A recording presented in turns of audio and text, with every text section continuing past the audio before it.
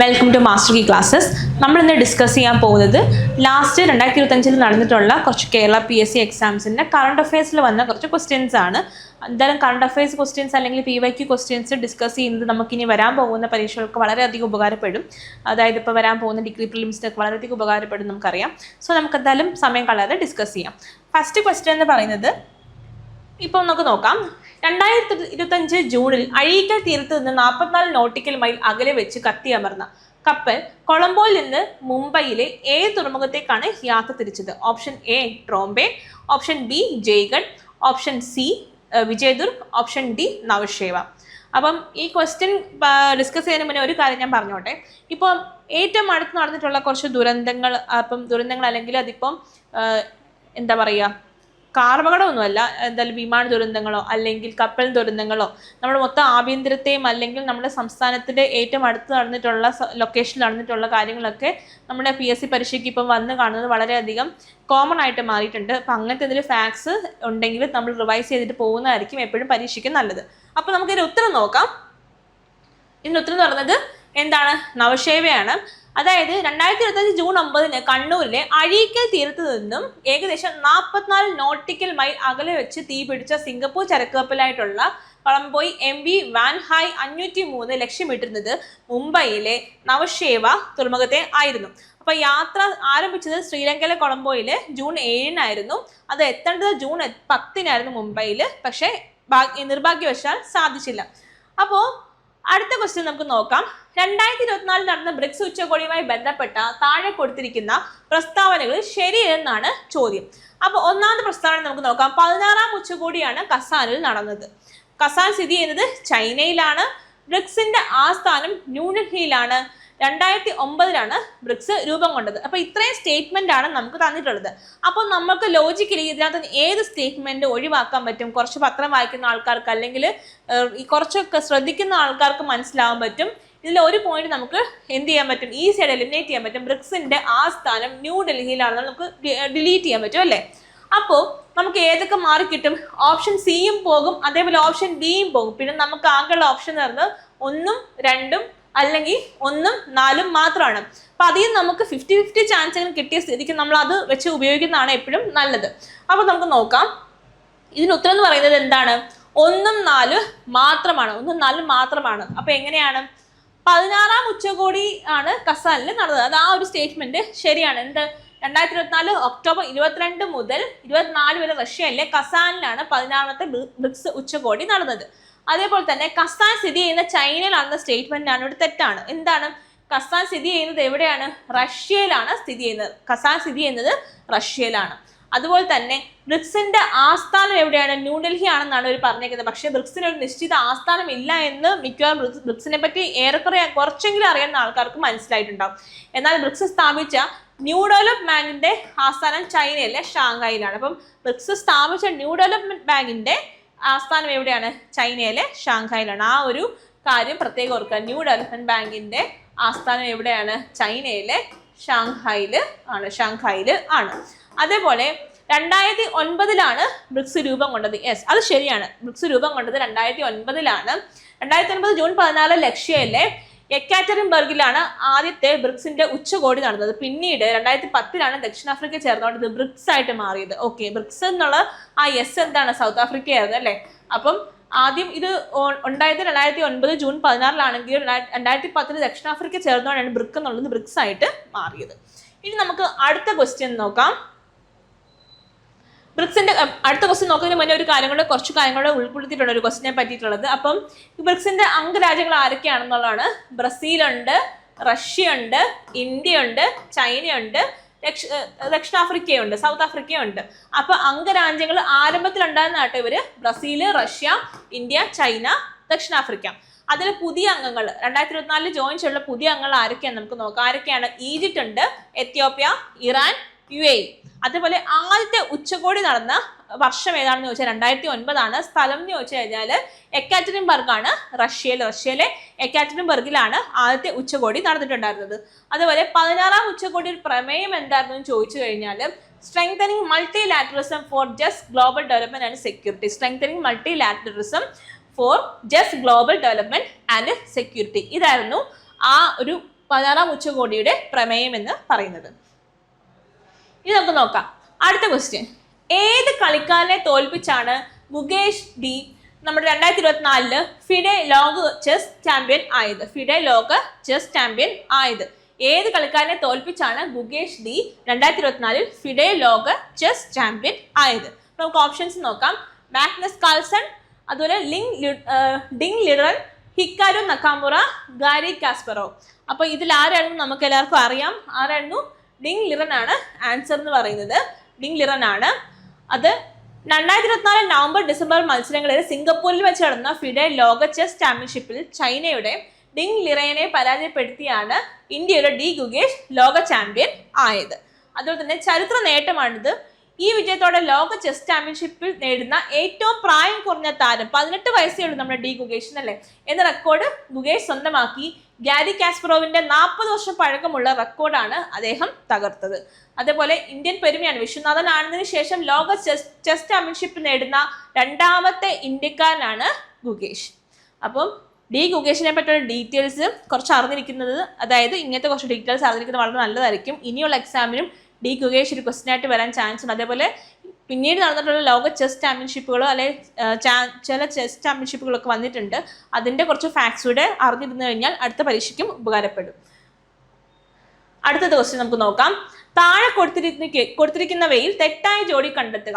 എഴുത്തച്ഛൻ പുരസ്കാരം NS Madhavan, Vayalar award Ashokan ചെരുവിൽ, കേരള ജ്യോതി പുരസ്കാരം MK Sanu, ഓടക്കുഴൽ award D Vinayachandran.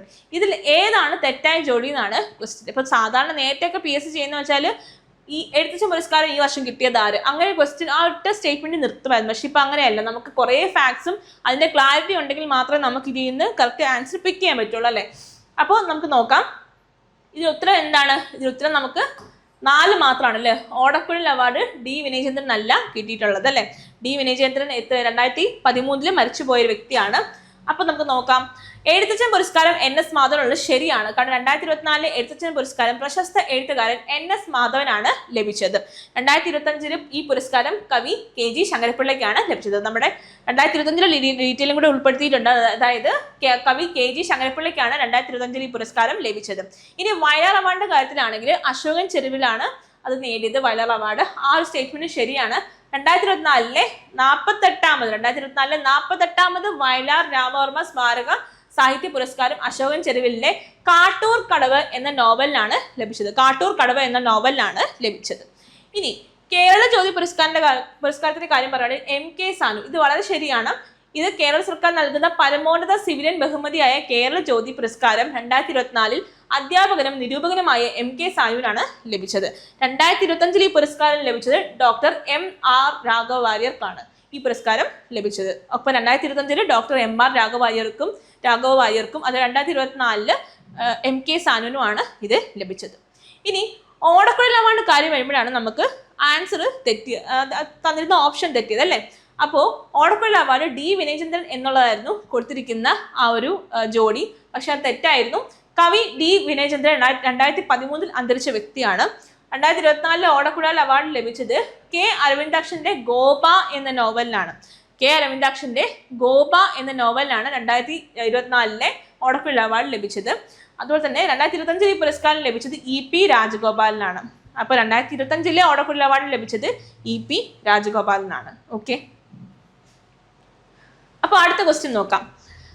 Pahalgam തീവ്രവാദ ആക്രമണത്തെ തുടർന്ന് ഇന്ത്യ പാകിസ്ഥാനിലേക്ക് ഒഴുകുന്ന ചിനാബ് നദിയിലെ നീരൊഴുക്ക് തടയാൻ അടച്ച ഡാം ഏത്? ഇന്ത്യ പാകിസ്ഥാനിലേക്ക് ഒഴുകുന്ന ചിനാബ് നദിയിലെ നീരൊഴുക്ക് തടയാൻ അടച്ച ഡാം ഏതെന്നായിരുന്നു ക്വസ്റ്റ്യൻ. അപ്പോൾ നമുക്ക് ഓപ്ഷൻസ് നോക്കാം. Bhakra Nangal dam, Farakka dam, Sardar Sarovar dam, Baglihar. അപ്പോൾ ഇതിനകത്ത് കുറച്ചൊരു കോമൺ സെൻസ് അപ്ലൈ ചെയ്താൽ തന്നെ നമുക്ക് കുറേയൊക്കെ നമുക്ക് എടുത്തു മാറ്റാൻ പറ്റും. സർദാർ സരോവർ ഡാം എവിടെയാണെന്നും അതേപോലെ തന്നെ ഫറാക്കെ ഡാം ഒക്കെ എവിടെയാണെന്നും നോക്കിയാൽ തന്നെ കുറച്ച് നമുക്ക് ആ ഒരു കോമൺ സെൻസ് വർക്ക് ചെയ്താൽ തന്നെ നമുക്ക് ഇത് ആൻസർ കണ്ടുപിടിക്കാൻ പറ്റും. അപ്പോൾ നമുക്ക് ഉത്തരം നോക്കാം. ഓപ്ഷൻ സി ആണ്, ബഗ്ലിഹാർ ഡാം ആണ് ഇതിൽ ഉത്തരം എന്ന് പറയുന്നത്. കാശ്മീരിലെ പഹൽഗാമിൽ നടന്ന ഭീകര ആക്രമണത്തെ തുടർന്ന് കടുത്ത നടപടിയുടെ ഭാഗമായിട്ട് ഇന്ത്യ പാകിസ്ഥാനിലേക്കുള്ള ചിനാബ് നദിയിലെ ഒഴുക്ക് തടയാൻ തീരുമാനിച്ചത് ബഗ്ലിഹാർ ഡാം ഉപയോഗിച്ചിട്ടാണ്. അപ്പോൾ ബഗ്ലിഹാർ ഡാമിനെ പറ്റി പറയുകയാണെങ്കിൽ ജമ്മു കാശ്മീരിലെ റംബാൻ ജില്ലയിൽ ചിനാബ് നദിക്ക് കുറുകെ നിർമ്മിച്ചിരിക്കുന്ന അണക്കെട്ടാണ് ഇത്. ചിനാബ് നദിയുടെ കാര്യം പറയുകയാണെങ്കിൽ സിന്ധു നദീജല കരാർ അടിസ്ഥാനത്തിൽ പാകിസ്ഥാൻ അവകാശപ്പെട്ട നദികളിൽ ഒന്നാണെങ്കിലും ഇന്ത്യയിലെ ജമ്മു കാശ്മീരിലൂടെയാണ് ഈ ചിനാബ് നദി ഒഴുകുന്നത്. ഇനി മറ്റ് ഓപ്ഷനിലെ തെറ്റ് നമുക്ക് നോക്കാം. ബക്രാനങ്ങളുടെ കാര്യത്തിൽ വരുമ്പോഴത്തേക്കും അത് സട്ലജ് നദിയിലാണ്. അതേപോലെ ഫറാക്ക ഗംഗാ നദിയിലാണ്. ഫറാക്കയുടെ കാര്യം അത് വെച്ചാൽ തന്നെ നമുക്കത് ഒഴിവാക്കാൻ പറ്റുമായിരുന്നു അല്ലേ. ഫറാക്ക ഗംഗാ നദിയിലാണ്, പശ്ചിമ ബംഗാളാണ്. അതേപോലെ തന്നെ നമ്മുടെ സർദാർ സരോവർ ഡാം എന്ന് പറയുമ്പോൾ നർമ്മദ നദിയിലാണ്, അത് ഗുജറാത്തിലാണ്. അപ്പോൾ ആ ഓപ്ഷൻസ് ഇത് അറിഞ്ഞിട്ടുണ്ടെങ്കിൽ നമുക്ക് ഇത് രണ്ടും മാത്രമെങ്കിലും ഒഴിവാക്കിയിട്ട് ബക്രയും അതേപോലെ ബഗ്ലിഹാറും വെച്ചിട്ടെങ്കിലും നമുക്ക് 50-50 എടുക്കാനെങ്കിലും അറിയത്തില്ലെങ്കിലും നമുക്ക് നോക്കാമായിരുന്നു അല്ലേ. അപ്പോൾ അങ്ങനെയൊക്കെയാണ് നമ്മൾ ക്വസ്റ്റ്യൻസിനെ അപ്രോച്ച് ചെയ്യേണ്ടത്. അപ്പോൾ അടുത്ത ചോദ്യം നമുക്ക് നോക്കാം. അതിനു മുന്നേ സിന്ധു നദിയിലെ കരാർ എന്താണെന്ന് നോക്കിയാലോ. ഇൻഡസ് വാട്ടേഴ്സ് ട്രീറ്റി ദ്രുത വിവരങ്ങൾ നമുക്ക് നോക്കാം. കിഴക്കൻ നദികൾ ഏതൊക്കെയാണ്? അത് രവി, ബിയ, സട്ലജ് ആണ്. ഇന്ത്യക്ക് ഇതിനാണ് പൂർണ്ണ അവകാശം ഉള്ളത്. പൂർണ്ണ അധികാരമുള്ള കിഴക്കൻ നദികൾ രവി, ബിയ, സട്ലജ് ആണ്. ആ നദികളിലാണ് ഇന്ത്യക്ക് പൂർണ്ണമായിട്ട് അധികാരമുള്ളത്. ഈ പടിഞ്ഞാറൻ നദികളായ സിന്ധു, ചെലം, ചെനാബ് പാകിസ്ഥാന് ആണ് പൂർണ്ണ അധികാരമുള്ളത്. ഇന്ത്യക്ക് പരിമിതമായിട്ടുള്ള ഉപയോഗമുണ്ട്. അപ്പൊ രവി, ബിയ, സട്ലജ് ഇന്ത്യക്ക് അധികാരമുള്ളതാണെന്ന് പ്രത്യേകം ഓർത്തു വെച്ചേക്കുക. രവി, ബിയ, സട്ലജ്. ഇനി കേരളത്തിൽ സർക്കാർ നടപ്പാക്കുന്ന വേതന തൊഴിൽ പദ്ധതി ഏതെന്നായിരുന്നു ക്വസ്റ്റ്യൻ. കേരളത്തില് സർക്കാർ നടപ്പാക്കുന്ന വേതന തൊഴിൽ പദ്ധതി ഏതെന്നാണ് ക്വസ്റ്റ്യൻ. സുഭിക്ഷ കേരളമാണോ, കാരുണ്യാണോ, നിരാമയാണോ, ജീവനമാണോ? സുഭിക്ഷ കേരളമാണോ, കാരുണ്യാണോ, നിരാമയാണോ, ജീവനമാണോ? കാരുണ്യം നമുക്ക് ഒഴിവാക്കാം അല്ലേ. കാരുണ്യം നമുക്ക് ഒഴിവാക്കാൻ പറ്റും. കാരണം എന്താണ്, കാരുണ്യ ലോട്ടറി നമുക്ക് കുറെ കേട്ടിട്ടുള്ളതാണ്. അപ്പൊ ആ ഒരു ഓപ്ഷൻ നമുക്ക് പെട്ടെന്ന് തന്നെ ഒഴിവാക്കാൻ പറ്റും. ബാക്കിക്കാണ് നമ്മൾ അറിയേണ്ടത് അല്ലേ. അപ്പൊ നമുക്ക് ആൻസർ നോക്കിയാലോ. ആൻസർ എന്ന് പറയുന്നത് സുഭിക്ഷ കേരളമാണ്. അപ്പം നൽകിയിരിക്കുന്ന ഓപ്ഷനുകളിൽ കേരള സർക്കാർ നടപ്പിലാക്കുന്ന വേതന തൊഴിൽ പദ്ധതിയുമായി ബന്ധമുള്ളത് സുഭിക്ഷ കേരളം പദ്ധതിക്കാണ്. സുഭിക്ഷ കേരളം പദ്ധതി എന്താണ് നമുക്ക് നോക്കാം. പദ്ധതികൾ ചോദിക്കാൻ വളരെയധികം ചാൻസ് ഉള്ള ഒരു മേഖലയാണ് ഈ പദ്ധതികളെ. അപ്പൊ കോവിഡ് പ്രതിസന്ധിയെ തുടർന്ന് സംസ്ഥാനത്തെ ഭക്ഷ്യ സ്വയം പര്യാപ്തത ലക്ഷ്യമിട്ട് ആരംഭിച്ച പദ്ധതിയാണ് സുഭിക്ഷ കേരളം. അതേപോലെ കൃഷി, മൃഗസംരക്ഷണം, ക്ഷീരവികസനം, മത്സ്യബന്ധനം എന്നീ മേഖലകളിൽ തൊഴിലവസരങ്ങൾ സൃഷ്ടിക്കുന്നതിനും വരുമാനം ഉറപ്പാക്കുന്നതിനും ഈ പദ്ധതി സഹായിക്കുന്നു. തൊഴിലുറപ്പ് പദ്ധതിയുമായി സംയോജിപ്പിച്ചാണ് ഇത് പ്രധാനമായും നടപ്പിൽ ആക്കുന്നത്. സുഭിക്ഷ കേരളത്തിന്റെ പ്രത്യേകതകളാണ് നമ്മളിവിടെ ഡിസ്കസ് ചെയ്തത്. നമുക്ക് ബാക്കിയും കൂടെ നോക്കാം. ഇനി കാരുണ്യ പദ്ധതി എന്താണ്? കാരുണ്യ പദ്ധതി ആരോഗ്യ മേഖലയുമായിട്ട് ബന്ധപ്പെട്ടതാണ് അല്ലെ. കാരുണ്യ പദ്ധതി ആരോഗ്യ മേഖലയുമായിട്ട് ബന്ധപ്പെട്ടതാണ്. ലോട്ടറി വരുമാനത്തിലൂടെ ദരിദ്രരായ രോഗികൾക്ക് ചികിത്സാ സഹായം നൽകുന്ന പദ്ധതിയാണ് കാരുണ്യ പദ്ധതി. ലോട്ടറി വരുമാനത്തിലൂടെ ദരിദ്രരായ രോഗികൾക്ക് ചികിത്സാ സഹായം നൽകുന്ന പദ്ധതിയാണ് കാരുണ്യ പദ്ധതി. ഇനി നിരാമയാണെങ്കിലോ അതൊരു ഇൻഷുറൻസ് പദ്ധതിയാണ്, അല്ലെങ്കിൽ ആരോഗ്യമായിട്ട് ബന്ധപ്പെട്ടൊരു പദ്ധതിയാണ്. ഭിന്നശേഷിക്കാർക്കായിട്ട്, അതായത് ഓട്ടിസം, സെറിബ്രൽ പാൾസി, അതേപോലത്തെ അസുഖം തുടങ്ങിയവയുള്ള ആൾക്കാർക്കായി സർക്കാർ നടപ്പിലാക്കുന്ന ആരോഗ്യ ഇൻഷുറൻസ് പദ്ധതിയാണ് നിരാമയ. ആരോഗ്യ ഇൻഷുറൻസ് പദ്ധതിയാണ് നിരാമയ. അപ്പൊ ആർക്കൊക്കെയാണ് ഓട്ടിസം, സെറിബ്രൽ പാൾസി മുതലായിട്ടുള്ള അതൊക്കെയുള്ള ഭിന്നശേഷിക്കാർക്ക് വേണ്ടിയിട്ടാണ് കേരള സർക്കാർ നമ്മുടെ നിരാമയ എന്നുള്ള ആ ഒരു ഇൻഷുറൻസ് പദ്ധതി കൊണ്ടുവന്നത്. ഇനി ജീവനം എന്ന് പറയുമ്പോഴത്തേക്കും സാമൂഹ്യ ക്ഷേമ പദ്ധതിയാണ്. സാമൂഹ്യ ക്ഷേമ പദ്ധതി തന്നെയാണ് ജീവനം. അപ്പൊ എന്താണ്, സാധാരണ തടവുകാരുടെയോ അല്ലെങ്കിൽ സാമ്പത്തികമായി പിന്നോക്കം നിൽക്കുന്നവരുടെയോ നമ്മുടെ പുനരധിവാസവുമായി ബന്ധപ്പെട്ട സ്കീമുകൾക്കാണ് ഈ പേര് നൽകാറുള്ളത്. ലഹരി വിമുക്ത ഒരു പ്രവർത്തനങ്ങൾക്ക് നമ്മൾ ഈ ജീവനം എന്നുള്ള ഒരു പേര് കൊടുക്കാറുണ്ട്. അപ്പം ഈ തടവുകാരുടെയോ അല്ലെങ്കിൽ സാമ്പത്തികമായി പിന്നോക്കം നിൽക്കുന്നവരുടെ പുനരധിവാസവുമായി ബന്ധപ്പെട്ടാണ് ഇങ്ങനെ ഒരു പേര് കൊടുത്ത് പദ്ധതി ഉണ്ടാക്കാറുള്ളത്. അത് മാത്രമല്ല, ഇപ്പോൾ അത് ലഹരി വിമുക്ത പ്രവർത്തനവുമായിട്ടും ബന്ധപ്പെട്ട് നമ്മൾ ഈ ജീവനം എന്നുള്ളത് ഉപയോഗിക്കാറുണ്ട്. ആ ഒരു പദ്ധതിനെ നമ്മൾ ഉപയോഗിക്കാറുണ്ട്. സാമൂഹ്യക്ഷേമ പദ്ധതിയാണ് ജീവനം. അപ്പം നമ്മുടെ ഉത്തരം എന്തായിരുന്നു? സുഭിക്ഷ കേരളമായിരുന്നു നമ്മുടെ ഉത്തരം. അപ്പം ഇത് നമുക്ക് ഒരു ക്വസ്റ്റ്യൻ നമുക്ക് ഇംഗ്ലീഷിൽ നോക്കാം. നമ്മൾ എന്തുകൊണ്ട് ഇംഗ്ലീഷ് ക്വസ്റ്റ്യൻ കൂടി ഡിസ്കസ് ചെയ്യുന്നതെന്ന് വെച്ചാൽ ചിലപ്പോൾ നമുക്ക് മലയാളം ക്വസ്റ്റ്യൻ വായിച്ചാൽ മനസ്സിലാവില്ലെങ്കിലും കറക്റ്റ് ആയിട്ടുള്ള ഒരു എക്സ്പ്ലനേഷൻ എപ്പോഴും ഇംഗ്ലീഷ് ക്വസ്റ്റ്യനിലുണ്ടാവും. നമ്മളത് പ്രാക്ടീസ് ചെയ്യുന്നത് വളരെ നല്ലതായിരിക്കും കേട്ടോ. അപ്പം ഡിഗ്രി പ്രിലിംസുകാരുടെ കാര്യത്തിലാണ് ഞാൻ ഇത് പറയുന്നത്. The following are the titles for the 4 famous novels written by the M.T. Vasudevan Nair with the names of the central character noted against each. Identify the wrongly paired one among this. അപ്പോൾ MT Vasudevan നായരുടെ പ്രശസ്തമായ കുറച്ച് കൃതികളും അതിലെ ക്യാരക്ടേഴ്സുമാണ് ഈ കൊടുത്തിരിക്കുന്നത്. അതിൽ നിന്ന് റോങ് ആയിട്ടുള്ള പേര്, തെറ്റായിട്ടുള്ള പേര് കണ്ടുപിടിക്കാനാണ് ചോദ്യം. അപ്പോൾ നമുക്കറിയാം MT വാസുദേവൻ നായർ അന്തരിച്ചതോടുകൂടി അദ്ദേഹത്തിനെ പറ്റിയുള്ള ചോദ്യങ്ങൾ വരാനുള്ള, ജീവിച്ചിരിക്കുമ്പോഴും അതെ, എന്നാൽ മരണപ്പെട്ടതോടുകൂടി അദ്ദേഹത്തിനെ പറ്റിയുള്ള ചോദ്യങ്ങൾ വരാനുള്ള ചാൻസ് ഇരട്ടിച്ചിരിക്കുകയാണ്. അപ്പോൾ അദ്ദേഹത്തിൻ്റെ കുറച്ച് ഡീറ്റെയിൽസ് നമുക്കൊരു ക്ലാസ് ആയിട്ട് തന്നെ എടുക്കാമെന്നാണ് ഞാൻ വിചാരിക്കുന്നത്. അപ്പോൾ ഇവിടെ നമുക്ക് നോക്കാം. രണ്ടാം ഊഴം ഭീമ. അപ്പം നമുക്കത് എല്ലാ മലയാളികൾക്കും ഏറെക്കുറെ അറിയാം തോന്നില്ല. ഏകദേശം PSCക്ക് പഠിക്കുന്ന എല്ലാവർക്കും അറിയാം രണ്ടാം ഊഴത്തിലെ മെയിൻ ക്യാരക്ടർ ആരാണ്, ഭീമയാണെന്നുള്ളത് നമുക്കറിയാം. അതേപോലെ അസുരവിത്ത് ഗോവിന്ദൻകുട്ടി, നാലുകെട്ട് കുഞ്ഞുണ്ണി, കാലം സേതു. ഇതിലേതാണ് തെറ്റായ പേരെന്നാണ് നമ്മുടെ ചോദ്യം. അപ്പം അതിന് ഉത്തരം നമുക്ക് നോക്കാം. ഇതില് C ആണ് തെറ്റായിട്ടുള്ളത്. നാലുകെട്ടിലെ പ്രധാന കഥാപാത്രം കുഞ്ഞുണ്ണിയല്ല, അത് അപ്പുണ്ണിയാണ് നാലുകെട്ടിലെ പ്രധാനപ്പെട്ട കഥാപാത്രം എന്ന് പറയുന്നത്. MTയുടെ ആദ്യ നോവലായ നാലുകെട്ടിലെ കേന്ദ്ര കഥാപാത്രം അപ്പുണ്ണിയാണ്. കുഞ്ഞുണ്ണി ഈ നോവലിലെ അപ്പുണ്ണിയുടെ പിതാവായ മറ്റൊരു കഥാപാത്രമാണ്. അപ്പോൾ എന്നാൽ ഈ കേന്ദ്ര കഥാപാത്രം അപ്പുണ്ണിയാണ്. അപ്പോൾ കേന്ദ്ര കഥാപാത്രത്തെയാണ് ചോദിച്ചേക്കുന്നത്. അതിനകത്ത് കുഞ്ഞുണ്ണിൻ്റെ ഒരു ക്യാരക്ടർ ഉണ്ട്, അത് ഈ പറയുന്ന അപ്പുണ്ണിയുടെ അച്ഛനായിട്ട് ആണ് കൊടുത്തിരിക്കുന്നത്.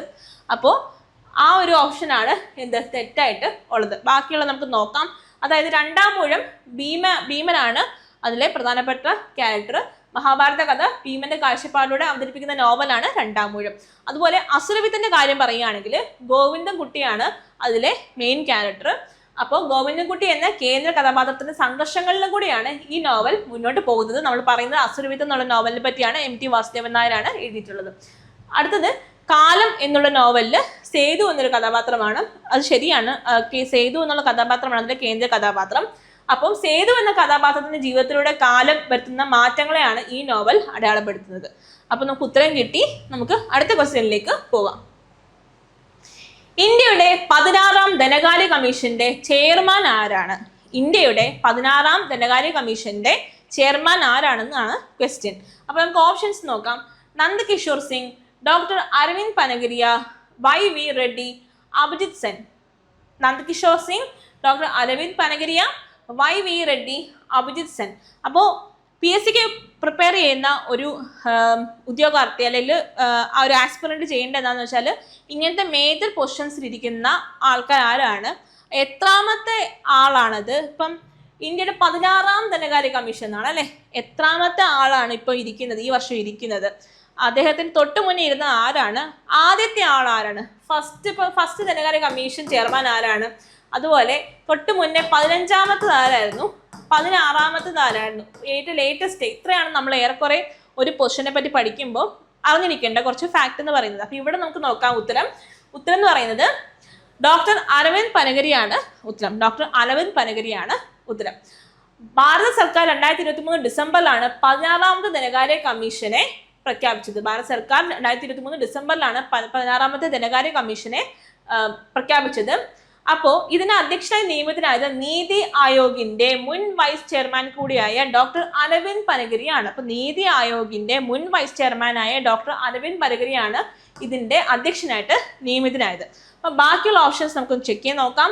നന്ദകിഷോർ സിംഗ് ആരാന്ന് വെച്ചാൽ, NK സിംഗ് ആരാന്ന് വെച്ചാൽ 15ാമത്തെ ധനകാര്യ കമ്മീഷൻ അധ്യക്ഷനായിരുന്നു. ഓക്കെ, 15ാമത്തെ ധനകാര്യ കമ്മീഷന്റെ അധ്യക്ഷനായിരുന്നു അദ്ദേഹം. തൊട്ട് മുന്നിലത്തെ ആളായിരുന്നു നമ്മുടെ നന്ദകിഷോർ സിംഗ് അല്ലെങ്കിൽ NK സിംഗ് എന്ന് പറയുന്നത്. ഇനി YV റെഡ്ഡി 14ാമത് ധനകാര്യ കമ്മീഷന്റെ അധ്യക്ഷനായിരുന്നു. അപ്പോൾ നമുക്ക് 15ാമത്തെ ആളിനെ അറിയാമെങ്കിൽ അതും ഒഴിവാക്കായിരുന്നു, 14ാമത്തെ ആളെ അറിയെങ്കിൽ അതും ഒഴിവാക്കായിരുന്നു. ഈ അഭിജിത് സെൻ ആണെങ്കിലോ, ഇദ്ദേഹം പ്രശസ്തനായ ഒരു സാമ്പത്തിക ശാസ്ത്രജ്ഞനും മുൻ പ്ലാനിംഗ് കമ്മീഷൻ അംഗവുമായിരുന്നു.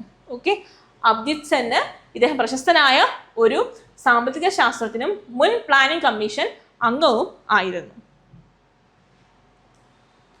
ധനകാര്യ കമ്മീഷന്റെ കുറച്ച് വസ്തുതകളോട് നോക്കാം. നമുക്കൊരു ഫാക്ട് കിട്ടിക്കഴിഞ്ഞാൽ അതിനെപ്പറ്റി കുറച്ച് ഡീറ്റെയിലുകൾ നോക്കിയില്ലെങ്കിൽ നമ്മൾ പഠിക്കുന്നത് വെറുതെ ആയിപ്പോവും.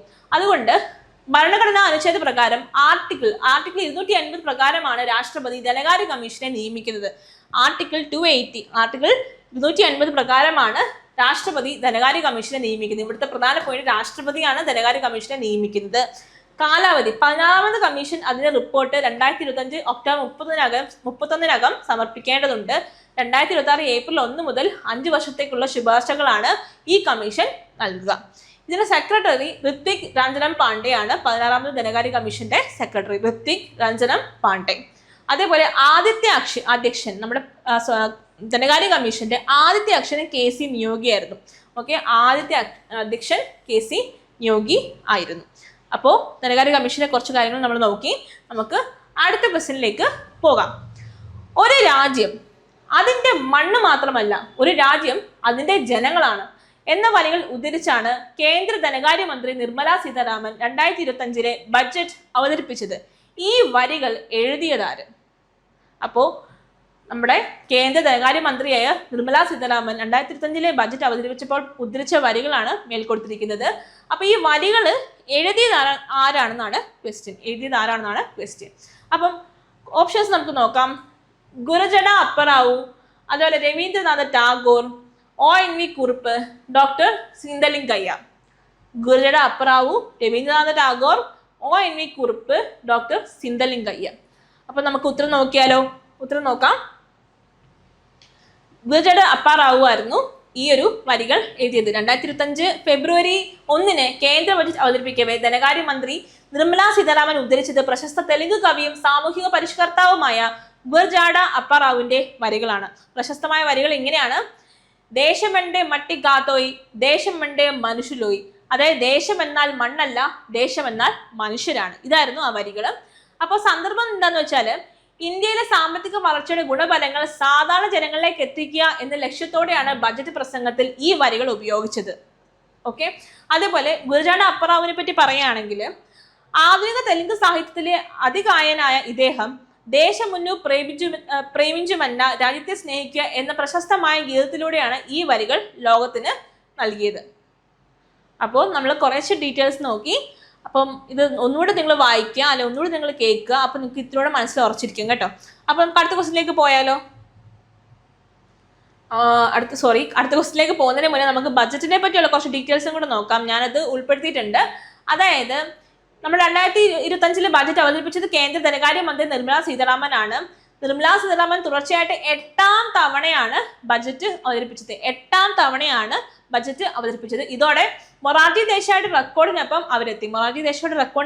നമ്മുടെ നിർമ്മലാജിയും എത്തിയിട്ടുണ്ട്. പ്രധാന ലക്ഷ്യം എന്താണെന്ന് വെച്ചാൽ വികസിത ഭാരതം അറ്റ് 2047 2047 കൂടി വികസിത ഭാരതമാക്കുക എന്നുള്ളതാണ് ബജറ്റിന്റെ ലക്ഷ്യം. ആദായ നികുതി, പുതിയ നികുതി വ്യവസ്ഥയിൽ ന്യൂ ടാക്സ് റെജിമിൽ കാര്യമായ മാറ്റങ്ങൾ പ്രഖ്യാപിച്ചിരുന്നു നമ്മുടെ ഈ ബജറ്റിൽ.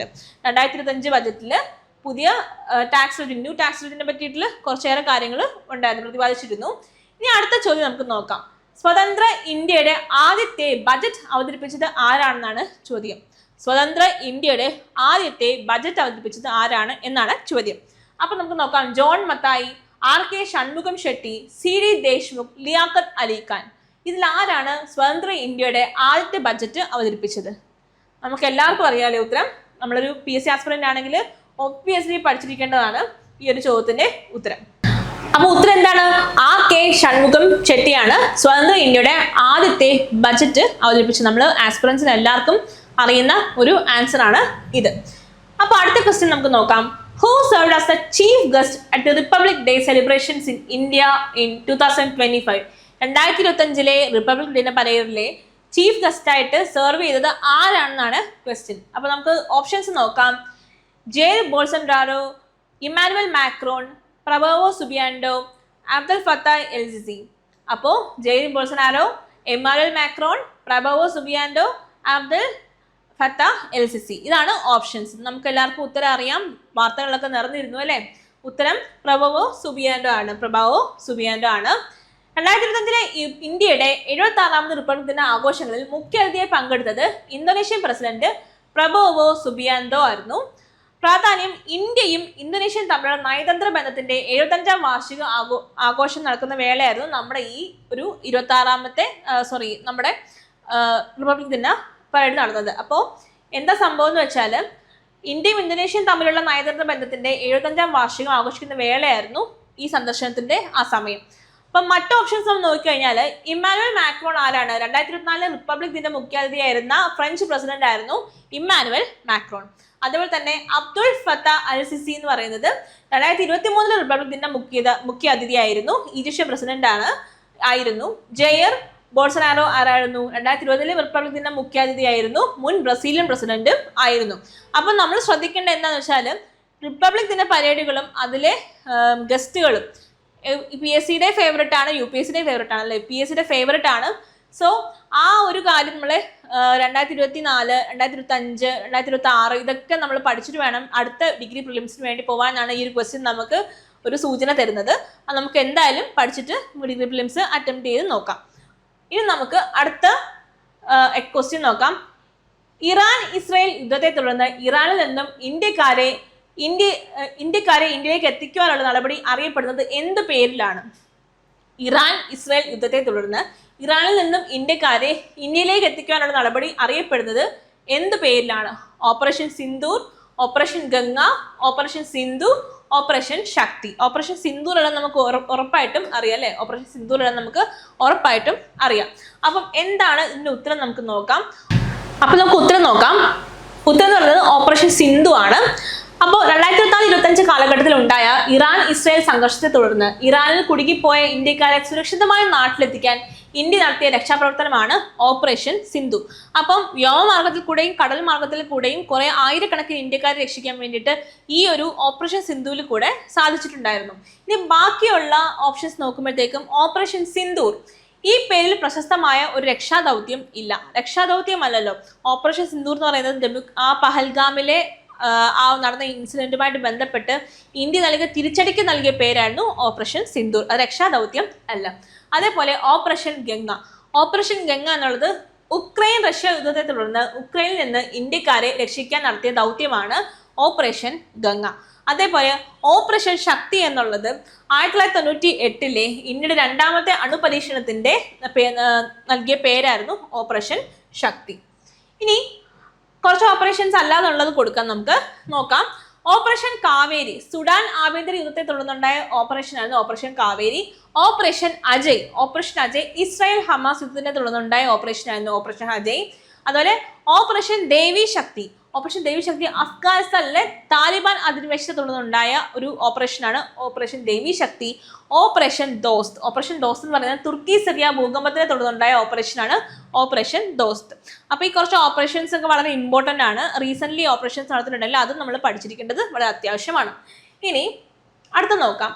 രാജ്യത്ത് ആദ്യമായി വയോജനങ്ങളുടെ ക്ഷേമം, സംരക്ഷണം, പുനരധിവാസം എന്നിവ ഉറപ്പാക്കാൻ വയോജന കമ്മീഷൻ ബിൽ നിയമസഭ പാസ്സാക്കി ഗവർണറുടെ അംഗീകാരത്തിനായി അയച്ച ഇന്ത്യയുടെ ഏക സംസ്ഥാനം ഏതാണ്?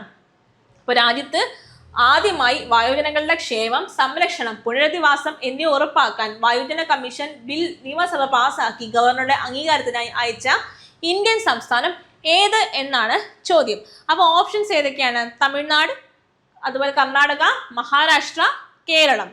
നമുക്ക് ഉത്തരം നോക്കാം. ഉത്തരം കേരളമാണ്. രാജ്യത്ത് ആദ്യമായി വയോജനങ്ങളുടെ അല്ലെങ്കിൽ സീനിയർ സിറ്റിസൻസിന്റെ ക്ഷേമം, സംരക്ഷണം, അതേപോലെ പുനരധിവാസം എന്നിവ ഉറപ്പാക്കുന്നതിനായി ഒരു പ്രത്യേക വയോജന കമ്മീഷൻ ബിൽ പാസ്സാക്കിയ സംസ്ഥാനം നമ്മുടെ കേരളം ആണ്. ഇനി ബിൽ പാസ്സാക്കിയത് 2025 മാർച്ചിലാണ്. കേരള നിയമസഭ ഐക്യകണ്ഠേന ഇത് പാസ്സാക്കിയത്. പ്രാബല്യത്തിൽ വന്നത് 2024 ഡിസംബർ 21 മുതൽ മുൻകാല പ്രാബല്യത്തോടെ നടപ്പിലാക്കിയിട്ടുണ്ട്. അപ്പോൾ Kerala state elderly commission act 2025 പ്രകാരമാണ് ഈ കമ്മീഷൻ രൂപീകൃതമായിട്ടുള്ളത്.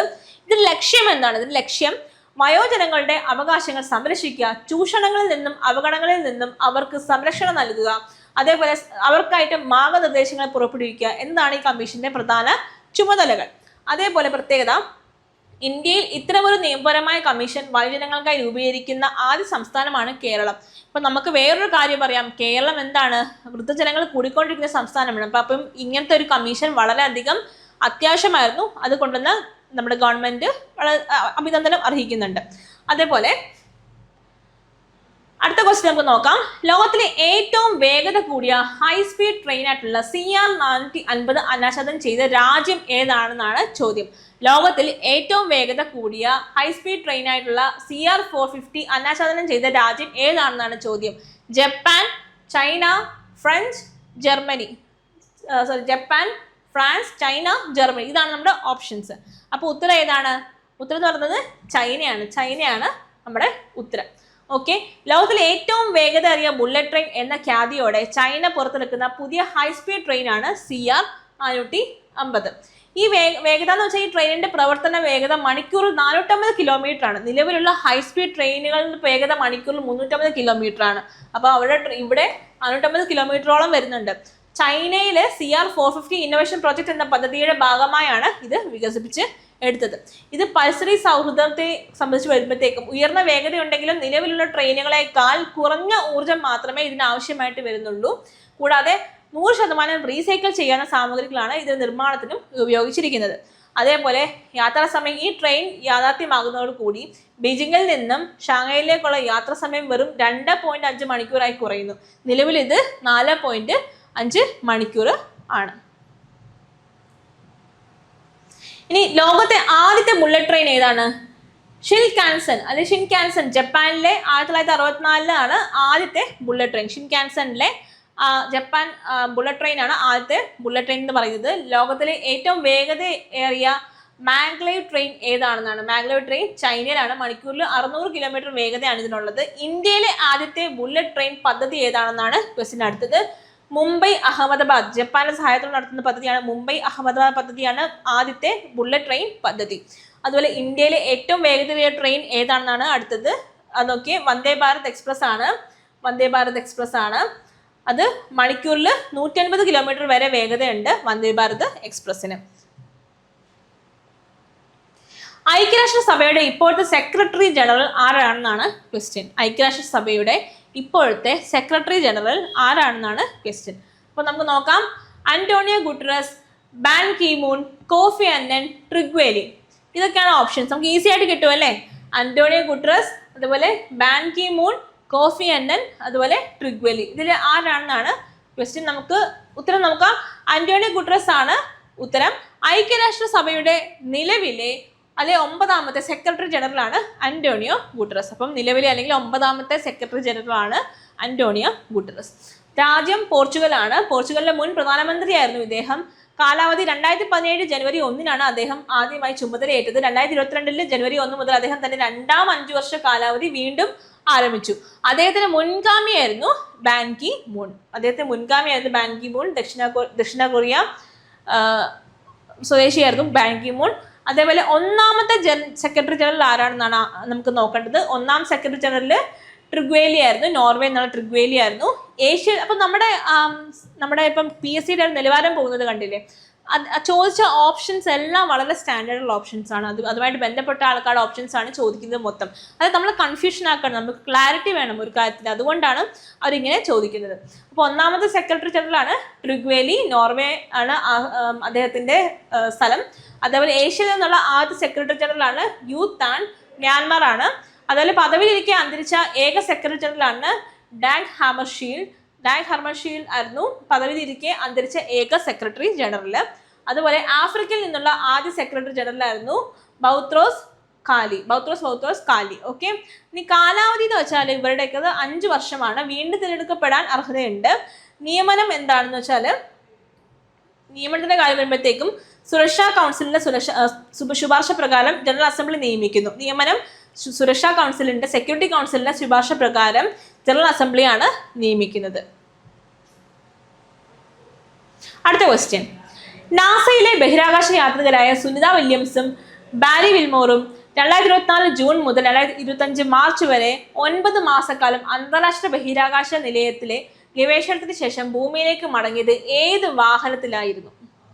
അപ്പോൾ ഈ ഒരു ക്വസ്റ്റ്യൻ നീളം കാണുമ്പോൾ നമുക്ക് മനസ്സിലാക്കേണ്ടത് ഒന്ന് കൺഫ്യൂസ് ചെയ്യും, രണ്ട് നമ്മുടെ സമയമെടുക്കുക എന്നുള്ള ആ ഒരു കാര്യം ഈ ഒരു ക്വസ്റ്റ്യനിൽ കൂടെ അവർ സാധിച്ചിട്ടുണ്ട്. നമ്മുടെ ചോദ്യകർത്താവ് വളരെയധികം ബ്രില്യൻ്റ് ആണ് അല്ലേ? അപ്പോൾ ക്വസ്റ്റ്യൻ ഒന്നുകൂടെ നോക്കാം. നാസയിലെ ബഹിരാകാശ യാത്രികരായ സുനിത വില്യംസും ബാരി വിൽമോറും 2024 ജൂൺ മുതൽ 2025 മാർച്ച് വരെ 9 മാസക്കാലം അന്താരാഷ്ട്ര ബഹിരാകാശ നിലയത്തിലെ ഗവേഷണത്തിന് ശേഷം ഭൂമിയിലേക്ക് മടങ്ങിയത് ഏത് വാഹനത്തിലായിരുന്നു? Starliner, space crew dragon, Atlas 5, Falcon 9. ഇതിൽ ഏത് വാഹനത്തിലാണ് അവർ മടങ്ങിയതാണ് ചോദ്യം. അപ്പോൾ ഉത്തരം എന്താണ്? സ്പേസ് ക്രൂ ഡ്രാഗൺ ആണ്. അതിപ്പം വിശദീകരണം പറയുകയാണെങ്കിൽ നാസയുടെ ബഹിരാകാശ യാത്രികരായ സുനിത വില്യംസും ബാരി വിൽമോറും അന്താരാഷ്ട്ര ബഹിരാകാശ നിലയത്തിൽ നിന്ന് ഭൂമിയിലേക്ക് മടങ്ങിയത് സ്പേസ് എക്സിന്റെ ക്രൂ 9 ദൗത്യത്തിന്റെ ഭാഗമായുള്ള ക്രൂ ഡ്രാഗൺ പേടകത്തിലാണ്. ദൗത്യത്തിന്റെ തുടക്കം 2024 ജൂൺ 5 ബോയിങ് കമ്പനിയുടെ സ്റ്റാർ ലൈനർ പേടകത്തിലാണ് ഇവർ ബഹിരാകാശ നിലയത്തിലേക്ക് പോയത്.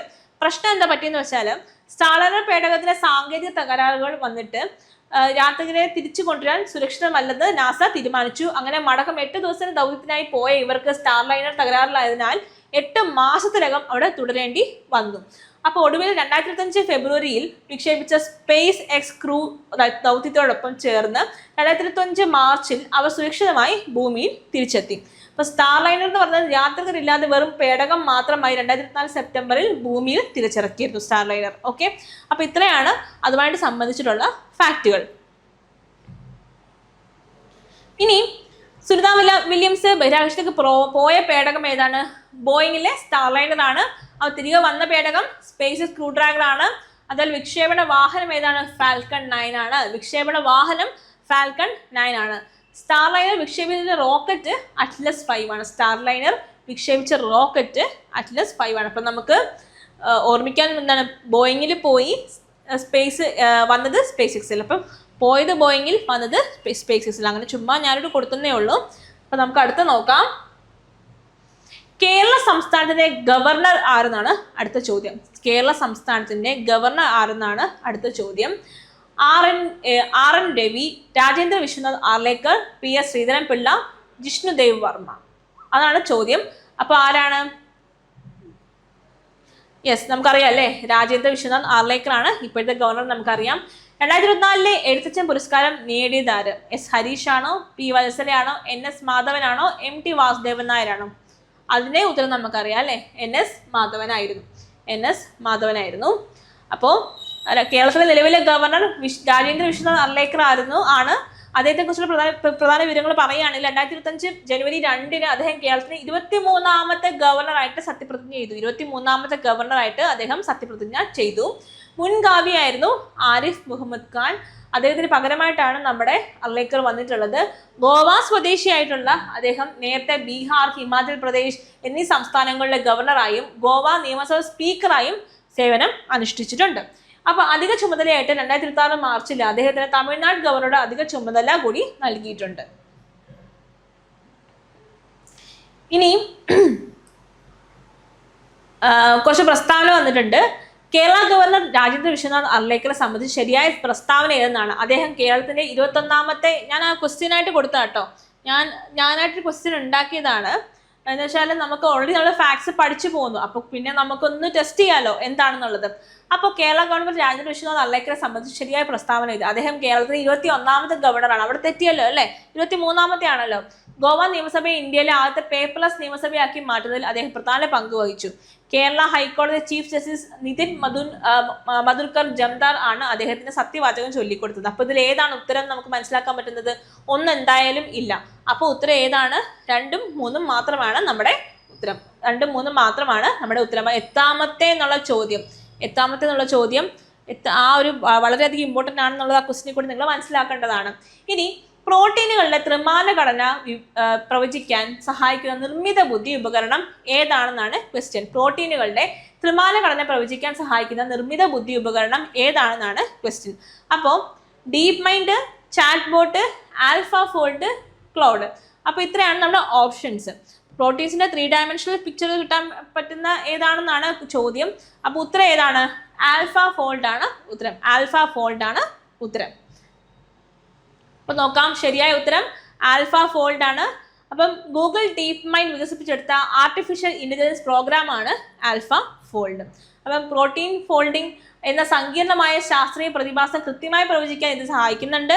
ഇതിന്റെ വികാസത്തിന് പിന്നിൽ പ്രവർത്തിച്ച ഡെമിസ് ഹാസാർഡിനും അതേപോലെ ജോൺ ജംബർക്കും 2024 രസതന്ത്രത്തിനുള്ള നോബൽ സമ്മാനം ലഭിച്ചു എന്നത് ഈ ചോദ്യത്തെ വളരെയധികം പ്രധാനപ്പെട്ടതാക്കുന്നു. അപ്പം നോബൽ പ്രൈസ് കിട്ടിയത് ഇതിനായിരുന്നു, ഈ ഒരു വിശദീകരണത്തിലല്ല, ഈ ഒരു ഐഡിയക്കായിരുന്നു എന്നുള്ളത് പ്രത്യേകം മനസ്സിലാക്കേണ്ടതാണ്.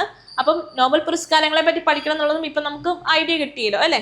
അത് പഠിക്കാതെ പോകാനും പറ്റില്ല, കാരണം ഇങ്ങനെ വേണമെങ്കിൽ ചോദ്യം തരും. അതിൽ നിന്ന് ഡയറക്റ്റായിട്ട് ചോദ്യം വരും. നേരത്തെ നോബൽ പുരസ്കാരം കിട്ടിക്കഴിഞ്ഞാൽ ആ ഒരു നോബൽ പുരസ്കാരം കിട്ടിയത് എന്തിനെന്നായിരുന്നു. അപ്പം കിട്ടിയതിനകത്തെ ഫാക്ട് വെച്ചുള്ള ചോദ്യങ്ങൾ പോലും PSC ഇപ്പം ചോദിച്ചു തുടങ്ങിയിരിക്കുന്നു അല്ലേ. ഇനി 2024-2025 അധ്യയന വർഷം മുതൽ കേരള സ്കൂൾ കലോത്സവത്തിൽ ഉൾപ്പെടുത്തിയ ഗോത്ര കലാരൂപങ്ങൾ താഴെ കൊടുത്തിട്ടുള്ളവയിൽ ഏതെല്ലാമാണെന്നാണ് ക്വസ്റ്റ്യൻ. അപ്പൊ നമുക്ക് നോക്കാം ഏതൊക്കെയാണെന്നുള്ള ഓപ്ഷൻസ്. നമുക്ക് പണി നൃത്തം, പളിയ നൃത്തം, ഇരുള നൃത്തം, മംഗലം കളി, മിഥുവ നൃത്തം. ഇതിൽ ഏതൊക്കെയാണ് ഉൾപ്പെടുത്തിയിട്ടുള്ളതെന്നാണ് ചോദ്യം. അപ്പൊ നമുക്ക് ഉത്തരം നോക്കിയാലോ. ഉത്തരം നോക്കാം. 1, 3, 5, 2, 4 ആണ് ഉത്തരം. 2024-2025 അധ്യയന വർഷം മുതൽ കേരള സ്കൂൾ കലോത്സവത്തില് 7 ഗോത്ര കലാരൂപങ്ങളെ കൂടി ഉൾപ്പെടുത്തിയിട്ടുണ്ട്.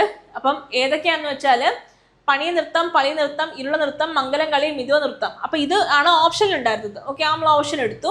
അതുപോലെ തന്നെ മലയപ്പുലയാട്ടം, മണ്ണാൻകൂത്ത്, ഇതും കൂടെയാണ് പുതിയതായിട്ട് ഉൾപ്പെടുത്തിയിട്ടുള്ള കലാരൂപങ്ങൾ. അപ്പം ഗോത്രവർഗ്ഗക്കാരുടെ തനതായ കലകളെ പ്രോത്സാഹിപ്പിക്കുന്നതിനും പുതുതലമുറയ്ക്ക് പരിചയപ്പെടുത്തുന്നതിനുമാണ് ഈ ഒരു നീക്കം. അത് വളരെ നല്ല നീക്കമാണ് അല്ലെ. നമുക്ക് കുറേ അധികം അന്യം നിന്ന് പോയിട്ടുണ്ടായിരുന്നു കുറേ അധികം കലാരൂപങ്ങൾ.